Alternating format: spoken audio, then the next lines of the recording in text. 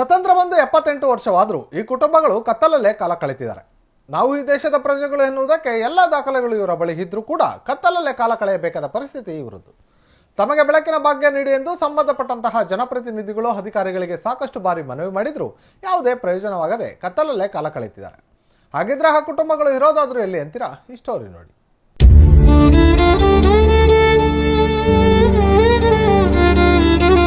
ಕಳೆದ 20 ವರ್ಷಗಳಿಂದ ಕರೆಂಟ್ ಇಲ್ಲದೆ ಕತ್ತಲಲ್ಲೇ ಜೀವನ ನಡೆಸುತ್ತಿರುವ ಕುಟುಂಬಗಳು.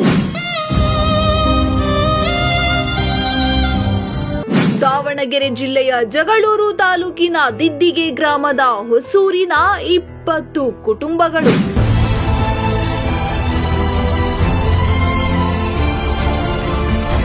ಮನೆಗಳಿಗೆ ಕರೆಂಟ್ ಭಾಗ್ಯ ನೀಡಲು ಮೀನಾಮೇಷ ಎಣಿಸುತ್ತಿರುವ ಅಧಿಕಾರಿಗಳು, ಜನಪ್ರತಿನಿಧಿಗಳು.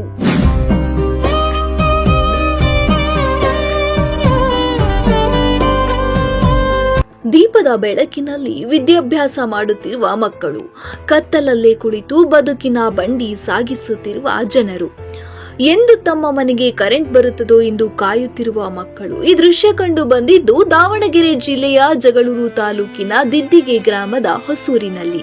ಹೌದು, 20ಕ್ಕೂ ಹೆಚ್ಚು ಕುಟುಂಬಗಳು ಕಳೆದ 20 ವರ್ಷಗಳಿಂದ ಗೋಮಾಳದಲ್ಲಿ ಸಣ್ಣದೊಂದು ಗೂಡು ಕಟ್ಟಿಕೊಂಡು ಕೂಲಿ ನಾಲಿ ಮಾಡಿ ಜೀವನ ನಡೆಸುತ್ತಿದ್ದು ಕತ್ತಲೆಯಲ್ಲಿ ಕಾಲ ಕಳೆಯುತ್ತಿದ್ದಾರೆ. ಅಷ್ಟೇ ಅಲ್ಲದೆ ಸರಿಯಾದ ರಸ್ತೆ ಇಲ್ಲದೆ ಮೂಲಭೂತ ಸೌಕರ್ಯಗಳು ಎಂಬುದು ಇಲ್ಲಿ ಮರೀಚಿಕೆಯಾಗಿದೆ. ಮಕ್ಕಳು ಓದಬೇಕೆಂದರೂ ಅನಿವಾರ್ಯವಾಗಿ ದೀಪದ ಬೆಳಕಿನಲ್ಲಿಯೇ ಓದಬೇಕಾದ ಪರಿಸ್ಥಿತಿ ಎದುರಾಗಿದೆ. ಇದರಿಂದ ಕೆಲ ಮಕ್ಕಳು ಶಾಲೆ ಬಿಟ್ಟು ಕೂಲಿ ಕೆಲಸಕ್ಕೆ ಹೋದರೆ, ಇನ್ನು ಕೆಲವರು ಫೇಲ್ ಆಗಿ ಬೆಂಗಳೂರಿಗೆ ಕೆಲಸ ಮಾಡಲು ಹೋಗಿದ್ದಾರೆ. ಇನ್ನು ಹೆಣ್ಣು ಮಕ್ಕಳನ್ನ ಆದಷ್ಟು ಬೇಗ ಮದುವೆ ಮಾಡಿ ಕಳುಹಿಸುವ ಕೆಲಸವನ್ನ ಪೋಷಕರು ಮಾಡುತ್ತಿದ್ದಾರೆ. ಅಷ್ಟರ ಮಟ್ಟಿಗೆ ಇಲ್ಲಿ ಸಮಸ್ಯೆ ತಲೆದೋರಿದೆ. ಅಷ್ಟೇ ಅಲ್ಲದೆ ರಾತ್ರಿ ಊಟ ಮಾಡುವಂತೆ ತಟ್ಟಿಯಲ್ಲಿ ಏನಾದ್ರೂ ಬಿದ್ರೂ ಸುಮ್ಮನೆ ಊಟ ಮಾಡಬೇಕಾದ ಪರಿಸ್ಥಿತಿ ಇದ್ದು ತಮಗೆ ಕರೆಂಟ್ ಭಾಗ್ಯ ಕಲ್ಪಿಸಿಕೊಡಿ ಎಂದು ಮಕ್ಕಳೊಂದಿಗೆ ಎಲ್ಲರೂ ಸಂಬಂಧಪಟ್ಟ ಇಲಾಖೆಯ ಅಧಿಕಾರಿಗಳಿಗೆ, ಜನಪ್ರತಿನಿಧಿಗಳಿಗೆ ಮನವಿ ಮಾಡುತ್ತಿದ್ದಾರೆ. ನಮಗೆ ಒಟ್ಟಿಗೆ ಊಟದ್ದು ಭಾಳ ತೊಂದ್ರೆ ಸರ್. ಕಣ್ಣು ಬೇರೆ ಕಾಣಿಸೋದಿಲ್ಲ. ನಾವು ರಾತ್ರಿ ಮತ್ತು ಹೊರಕ್ಕೆ ಬರೋದಿಲ್ಲ ಸರ್. ನನಗೊಂದು ಕಣ್ಣಿಲ್ಲ ಅಂಥದ್ರಾಗ ನನ್ನ ಗಂಡ ಕೈ ಹಿಡ್ಕೊಂಡು ಹೋಗಕ್ಕೆ, ಕೈ ಹಿಡ್ಕೊಂಡು ಕರ್ಕೊಂಬರಕ್ಕೆ ಅಂಥ ಕತ್ಲ ನಾವು ಜೀವನ ಮಾಡ್ತೇವೆ ಸರ್. ಆಗ್ಲೆಲ್ಲ ಬ್ಯಾಟ್ರಿ ತರಬೇಕು, ಜೀವನ ಮಾಡ್ಬೇಕು. ಇಷ್ಟು ಕಷ್ಟದಾಗ ಅದ ಸರ್. ಕರೆಂಟ್ ಅಂತ ಲೈನ್ಗೆ ಹಾಕಿದ್ದು ಕರೆಂಟ್ 2-3 ವರ್ಷ ಕೊಟ್ಟು ಲೈನ್ ತೆಗೆದ್ಬಿಟ್ರು. ತೆಗೆದು ಸರ್ ಕರೆಂಟ್ ತೆಗೆದು ಊರಿಂದ ನೀರಿಗೆ ಮಾತ್ರ, ನೀರಿಗೆ 2-3 ತಿಂಗಳು ನೀರಿಂದ ತೊಂದರೆ ಆಗಿತ್ತು ಸರ್. ಈಗ 6 ತಿಂಗಳು 7 ತಿಂಗಳ ಸಹ ಕರೆಂಟ್ ಹೋಗಿ ಹಬ್ಬದಾಗ ಸತೆ ಕರೆಂಟ್ ಕೊಡ್ಲಿಲ್ಲ ನಮಗೆ. ಮಾರಿ ಹಬ್ಬ ಮಾಡಿದ್ರು, ಹಬ್ಬದಾಗ ನಾವು ಮಾಡಿದೆ ಮಟನ್ ಸಾರ. ಅದ್ರಾಗ ಅಲ್ಲಿ ಬಿದ್ರು ಆತು, ನಾಯಿ ಬಂದು ನೆಕ್ಕೋದ್ರ ಆತು, ಮನುಷ್ಯರಿಗೆ ಏನಾರು ಹಾಕಿರೋ ಆತು, ಅಂಥದ್ದೆಲ್ಲ ತಿಂದು ನಾವು ಜೀವನ ಮಾಡಿ ಸಾ. ನಮಗೆ ದೇವ್ರಿನ್ನ ಏನು ತೊಂದರೆ ಇಲ್ಲ ಸಾ. ಇಂಥ ಕತ್ಲಾಗ ನಮ್ಮನ್ನ ಉಳಿಸ್ತಾನ. ಅಂತ ಕಷ್ಟದ ನಾವು ಜೀವನ ಮಾಡ್ತಾವ. ನಾವು ಕರೆಂಟ ಕೊಡಂಗಿಲ್ಲ ಸರ್. ಪಂಚಾಯತಿಗೆ ಹೋಗ್ಯಾವಿ, ಎಲ್ಲ ಆಗೈತಿ, ಬಾರ ಕಷ್ಟ. ಕಣ್ಣು ಕಾಣಲ್ಲ ಸರ್. ನೀನ್ ಬೇಕಾದ್ರೆ ಎಲ್ಲಾರ ಕರ್ಕೊಂಡ್ ಹೋಗೋ, ನಂದು 2 ಕಣ್ಣು ಕಾಣಲ್ಲ. ಅಂತ ಕಣ್ಣಿನಾಗ ನನ್ನ ಗಂಡಗೂ ನನ್ನ ಮಗ ಕೂಳ್ ಬೇಯಿಸಾಕ್ತಾನೆ ನಾನು. ದೇವ್ರ ಐತಿ, ಬಹಳ ಜನ ವಯಸ್ಸಾರ ಬಹಳ ಜನ ಅದಾವ ಸರ್. ಈ ಮನೆಗ 2 ಇದ್ದು ಸರ್, ಆ ಮನೆಗ 2 ಬೆಂಗಳೂರಿಗೆ ಹೋಗಿ ಸೇರ್ಕೊಂಡ್ರಿ ಕತ್ಲಾಗಿರ್ಲಾರ್ದ ಮಗನ ಹತ್ರ. ಅಷ್ಟು ಜೀವನ ಕಷ್ಟ ಮಾಡ್ತಾವ ನಾವು.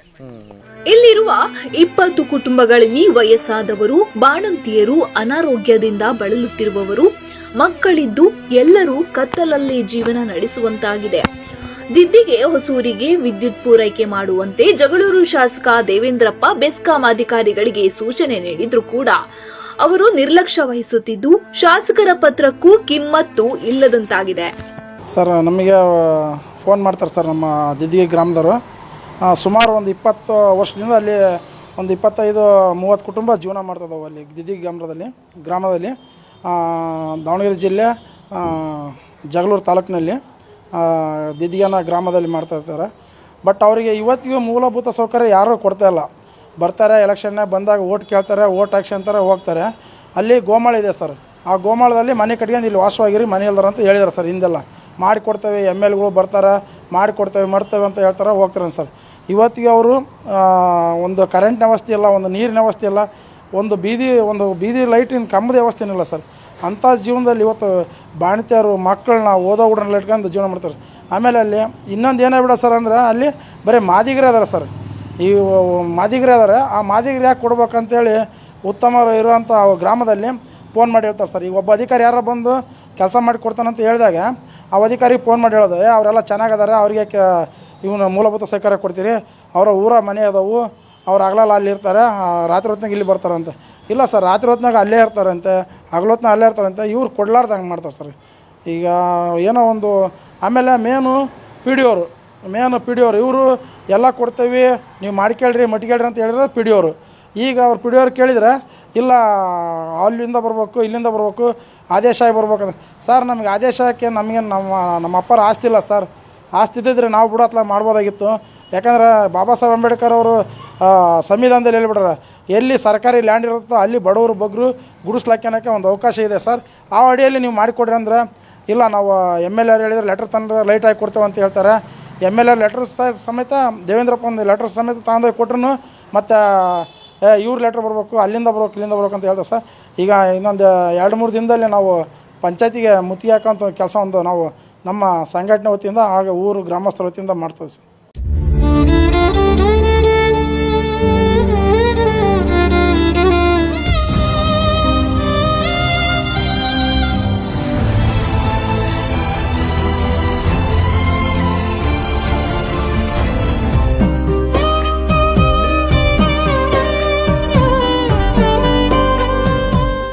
ಕಳೆದ 20 ವರ್ಷಗಳಿಂದ ಕರೆಂಟ್ ಅನ್ನೇ ನೋಡದ ನಮಗೆ ವಿದ್ಯುತ್ ಕೊಡಿ, ಇಲ್ಲ ಯಾವುದಾದರೂ ಒಂದು ಕಾಡಿಗೆ ಬಿಟ್ಟು ಬಿಡಿ ಎಂದು ಗ್ರಾಮಸ್ಥರು ಗೋಳಾಡಬೇಕಾದ ಪರಿಸ್ಥಿತಿ ನಿರ್ಮಾಣವಾಗಿದೆ.